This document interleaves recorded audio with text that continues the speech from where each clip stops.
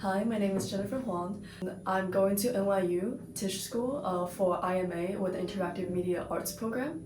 And the schools I was accepted into includes the Brown&RISD Dual Degree Program, Berkeley for Fine Arts, CMU BXA program, NYU IMA, Parsons with scholarship, etc., etc.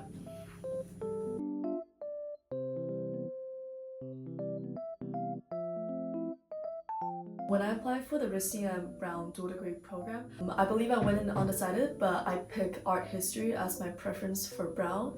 And for RISD, I believe I might have picked painting or something along the line of that. In terms of the process, so it's two separate processes for both schools. For RISD, you have to create around, I think, up to 20 something pieces that you can submit as part of your portfolio. I would recommend creating as many as you can and then picking from that like your best work. I think for people who are interested in applying for this program, it's best to show how you're a very interdisciplinary person. Like, for example, while you might be very talented in the arts, you also do things that's outside of the arts where you find ways to combine arts with something else. Like, for example, in one of my organizations, I combine arts with science, and I think they really like to see things along the line of that.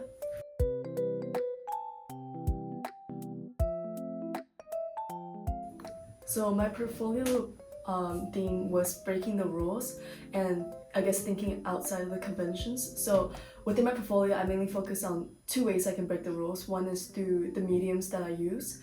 Like, for example, I use a lot of digital mediums like screens or like artificial intelligence, or like I remember for one piece I used plastic wrap and then wrap that outside of my artwork.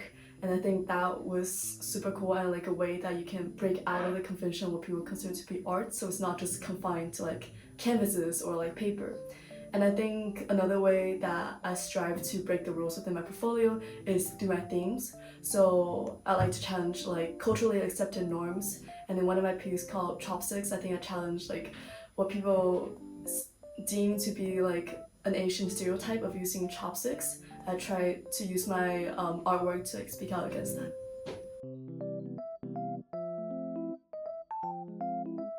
One of my favorite pieces within my portfolio is called Cave Art, and then with that piece, what I did was I asked artificial intelligence to generate a set of portraits. I linked them together in like a video format as if like the AI was actually generating the image, and I showed the process of that. And then I used a projector and projected it onto a paper mache cave wall sort of structure. And that was my favorite piece because it's very experimental, and I think that's the field that I might want to consider pursuing in the future. How I can help me with that is, first I can help me solidify the idea. So I talked to teachers about it and they led me through like different directions that I can potentially lead this project through, like maybe using like paper mache to create like a cave wall or like things like that. I think this project really showed what I wanted to do to the NYU community, and that's why I think that's partly why I was accepted into the IMA program at NYU, because it's very experimental, it's very out there, and it deals a lot with technology and arts. So yeah, but I really have to thank ICON for all the resources that it provided so I can actually make this project happen.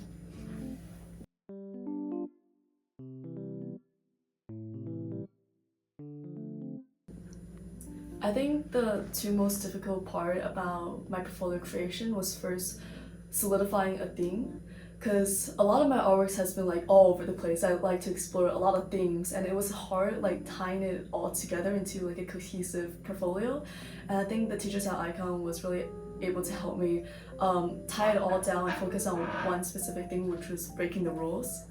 I think the second thing was definitely straying away from what I love to create, which is conceptual art, because it is definitely important that you show your skills and show your foundations. So it's not like I can just make all like conceptual art and not show like my painting skills or like my drawing skills, because that's like the foundation that you have to build on top of in order to create like conceptual art.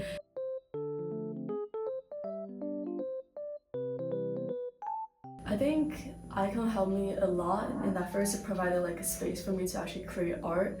Like I feel like in here is like a very collaborative like space, and then I was actually really able to get to know a lot of my classmates and see their artworks. I think we kind of bounced off of each other. So I think that was pretty cool in terms of like how we develop our portfolio.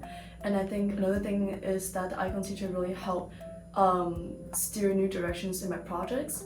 Like I'm still very inexperienced, I'm still like in my teenage years, and then I don't exactly know enough about arts yet, or like know about like different practices in the arts. And I was really glad that the teachers at Icon was able to introduce me to a lot of those. Like for example, they will constantly call me over to the computer to show me like new artists that I can look at, and then they will often like inspire me to take my projects in new ways. And then I think it's great to like hear like a different perspective on all of my artworks, especially if it's like a very helpful one that can I guess help me to expand the project in like greater ways, or like to think about it in ways that I have never done before. And I think that's very crucial in terms of creating art and breaking out of my boundaries. So.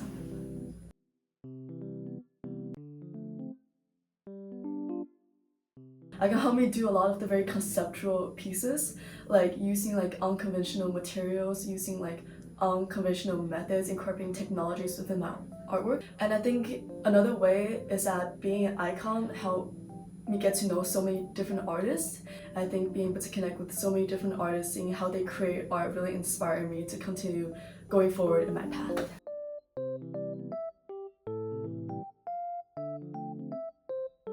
So a few advice that I have for icon students who's going to be applying to college, I think first is don't be afraid to step out of your comfort zones.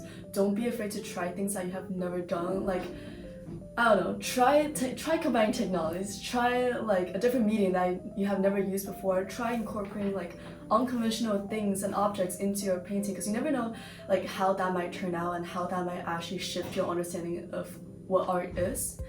I think a second thing is don't be afraid to ask for help. Like don't just like work on your project by yourself. You need the input from other people to help your art become better. I think that's a crucial thing that I learned over the years at Icon. I think third is actually like having fun outside of school too can like help you get ideas for like artworks.